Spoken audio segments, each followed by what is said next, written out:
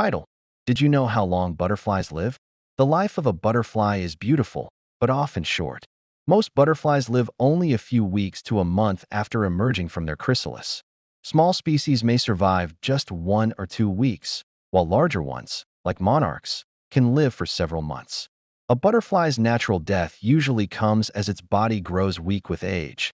Its wings become tattered, its ability to fly fades, and it can no longer search for food or mates. Without energy from nectar, the butterfly slowly stops moving and eventually dies. Some butterflies live long enough to migrate, traveling thousands of miles before their time ends. Others complete their cycle quietly in the same place they were born.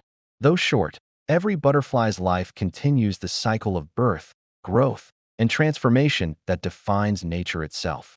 Backhand index pointing right. Keep learning with us at Node, because every ending in nature carries the secret of a new beginning.